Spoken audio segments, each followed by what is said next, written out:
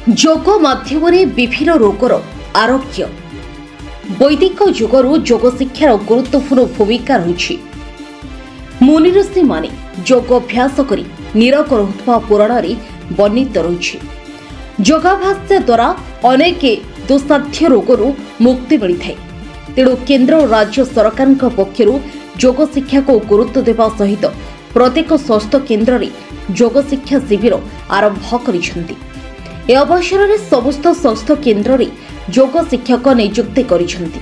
समस्ते जोग करने सहित सुस्थ सबल रहिबा पई सरकार गुरुत्व देउछंती। एही क्रम में भद्रक जिला वासुदेवपुर गोष्ठी स्वास्थ्य केन्द्र में प्रत्येक दिन सकाळ 7टा समय 8टा 30 समय पर्यंत जोग शिक्षक मानक द्वारा जोग शिक्षा दिया जाउछि।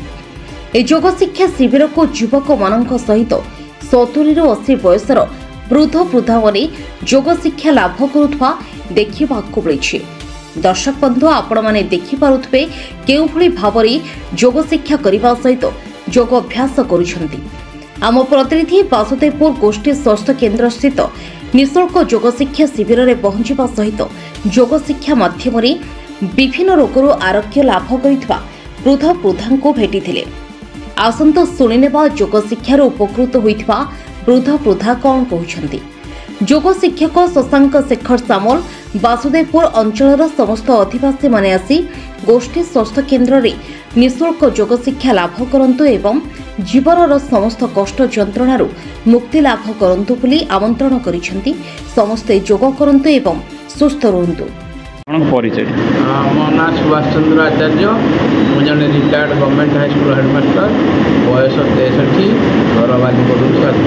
ये केते दिन धरिक आसुଛନ୍ତି जोग क्लास मसाला मास कौन आपनकर उपकार हेछि जो जोग क्लास करिया दे जोग परिवा द्वारा हमर हेवी गैस प्रॉब्लम थिला सेटा टिके रिलैक्स हेलानी। डायबिटीज भी कंट्रोल हेछि। आंटू प्रॉब्लम भी क्लियर होछि। धीरे धीरे होछि सब क्लियर। जोग परिवा द्वारा बॉडी फ्री रहछि मन फ्री रहछि।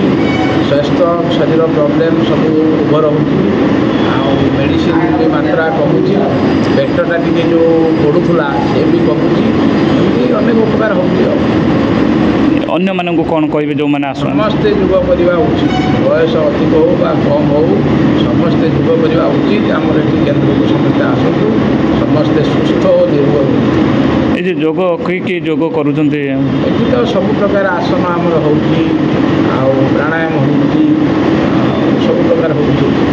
आज्ञा आप परिचय मो ना हूँ उदय नारायण दास घरटा बालीकोलोनी बागदेपुर बयस 64 वर्ष मु जन रिटायर्ड टीचर नियमित आसूची जोग सेंटर को आ जोग करुँच। मोर डायबिटीज थिला बहुत कमीगला औषध बहुत कमे देती मझे मझे खाऊँ रेगुलर खाऊँ आबे मो मन शरीर सुस्थ अच्छी। समस्त को संदेश देवाक चाहूँगी समस्ते आसतु यार उपकारिता उपलब्धि करूँ।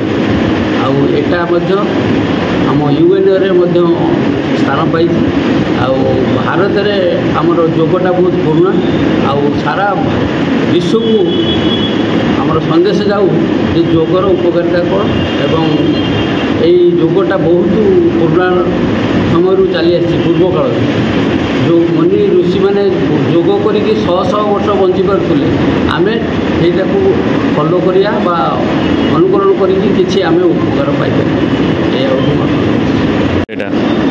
आम घर वासुदेवपुर भैरवपुर नाटा प्रयास ये जो बयस बयस मोर 72 वर्ष।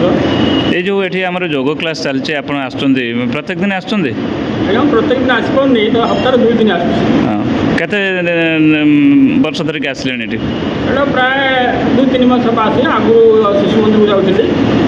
जोग आसन करने द्वारा कौन उपकार पाई योग करने द्वारा मैंने शरीर टे एक्टिव रोचे बहुत रोग भी ए आरोग्य हो पार्टी। आपमती थायरॉइड कंगर प्रोब्लेम आंठूर प्रोब्लेम मसल प्रोब्लेम बहुत किसी प्रोब्लेम सल्व हो पार्टी। आमको मेडिसिन भी खावा मु भी मेडिसिन खाऊली आंठू फंड से बर्तमान कमे देती बहुत उपकार हो। सरकार ये जो व्यवस्था बहुत सुंदर व्यवस्था ଏଥିପାଇଁ ବହୁତ ଭଲ କାମଟି ବି ହେଇଛି। ଏ ଯେଉଁ ଯୋଗ ଚାଲୁଛି ଲୋକମାନେ ମେଡ଼ିସିନ କିଣି ଖାଉଛନ୍ତି କିନ୍ତୁ ଯୋଗ କରୁନାହାନ୍ତି, ଯୋଗକୁ ଆସୁନାହାନ୍ତି, କ'ଣ କହିବେ ସେମାନଙ୍କ? ସେମାନଙ୍କ ପାଇଁ କହିବା କଥା ଯେ ସେମାନେ ଯୋଗକୁ ଆସନ୍ତୁ, ମେଡ଼ିସିନ ବି ଖାଉଛନ୍ତି ଖାଆନ୍ତୁ, କିନ୍ତୁ ଯୋଗକୁ ମଧ୍ୟ ଆସନ୍ତୁ। ଆସିଲେ ସେମାନଙ୍କର ମେଡ଼ିସିନ ଖାଇବା, ଯେମିତି ଆମର ସାର୍ ଅଛନ୍ତି ଏଠି, ତାଙ୍କର ମେଡ଼ିସିନ ଖାଇବାଟା କମିଯାଇଛି ଏବେ। ମୁଁ ବି ମେଡ଼ିସିନ ଖାଉଛି, ମୋର ବି ମେଡ଼ିସିନ ଖାଇବାଟା କମିଯାଇଛି। ତେଣୁକରି ଯୋଗକୁ ଆସିଲେ ମେଡ଼ିସିନ ଖାଇବାଟା କମିଯିବ ଏବଂ ଶରୀର ଟିକେ ଠିକ୍ ରହିବ। ଆଜ୍ଞା, ମୋ ନାଁ ଶ୍ରୀ ପଞ୍ଚାନନ ସାହୁ, ଆଜ୍ଞା, ଘର ବାସୁଦେବପୁର, ଆଜ୍ଞା। ବୟସ 75। କ'ଣ ଏଠି ଯେଉଁ ଯୋଗ କ୍ଲାସ୍କୁ ଆସୁଛନ୍ତି ଆପଣ କେମିତି ଫିଲ୍ ହେଉଛି ଆଉ କେତେ ଉପକାର ପାଉଛି? ସରୁଥିଲା ସେ ଟିକେ ଭଲ ହେଇଛି, ଆଜ୍ଞା, ଆଉ ଟିକେ କମ୍ ହେଇଛି, ଆଉ ଆମେ ଆସିକି ଯୋଗ କରୁଛୁ। ଆଉ କେତେ ଦିନ ହେଲା ଆପଣ ଆସିକି ଏଠି ଯୋଗ ଶିବିରରେ? 2 ମାସ ହେଇଛି। 2 ମାସ। କ'ଣ ସବୁ ଫିଲ୍ କରୁଛନ୍ତି? କ'ଣ ଭଲ କମିଯାଇଥିଲା। ମାନେ କେଉଁ ପ୍ରକାର ସବୁ ଯୋଗ କରୁଛନ୍ତି? ଏଇ ସବୁ ପ୍ରକାର ଆସନ ଏଠି ହେଉଛି, ଆଉ ସବୁ କରାହେଉଛି। ଆଉ ଆପଣ ସବୁ କରିପାରୁଛନ୍ତି? ଯାହା ସବୁ ହେଉଛି ଆଉ କରୁଛନ୍ତି। କରିପାରୁଛୁ। ରୋଗ ଆପଣଙ୍କର ଭଲ ହେଉଛି? ରୋଗ ଭଲ, ଗୋଡ଼ ଆଣ୍ଠୁ ଯେ ଧରୁଥିଲା ଟିକେ କମିଯାଇଛି। କେତେ ଦିନ କରିବାକୁ ପଡ଼ିବ? କେମିତି ଯାହା କହିବ ନା ଆମେ ଚାଲିଛୁ ତ, ଆଉ ଠାକୁରଙ୍କ ଦୟାରୁ ଯାହା ହଉ ଭଲ ହେଉଛି, ମାନେ ଆମେ ଯୋଗ କରୁଛୁ। ଆଉ ପ୍ରତ୍ୟେକ ଦିନ ଆସୁଛନ୍ତି ନା ଏମିତି? ନା, ପ୍ରତ୍ୟେକ ଦିନ ଆସୁଛୁ, ରବିବାର ଆସୁଛନ୍ତି। ରବିବାର ଆମର ଏଠି ବନ୍ଦ ହେଇଛି, ଆସୁନାହାନ୍ତି, ରବିବାର ବନ୍ଦ ହେଇଛି, ଆଉ ସବୁବାର ଆସୁଛନ୍ତି। କ'ଣ କହିବେ ଯେଉଁ ଭାଇମାନେ ଆସୁନାହାନ୍ତି କି ଭଉଣୀମାନେ ଆସୁନାହାନ୍ତି ଯୋଗ କ୍ଲାସ୍କୁ, କ'ଣ କହିବେ ସେମାନଙ୍କୁ? ସେମାନଙ୍କୁ କହିବେ ଆମର ତ ଭଲ ହେଇଗଲାଣି, ତୁମେ ଯାଉନ କାହିଁକି, ଚାଲ। ତେଣୁ ଆସିକି ଏଠି ଯୋଗ କ୍ଲାସ୍ କରିକି ନିରୋଗ ହେବା ପାଇଁ ଆପଣ? ହଁ। ଭଦ୍ରକ ବାସୁଦେବପୁର ରଞ୍ଜନ ମଲ୍ଲିକଙ୍କ ରିପୋର୍ଟ, ନ୍ୟୁଜ୍ 88 ଓଡ଼ିଶା।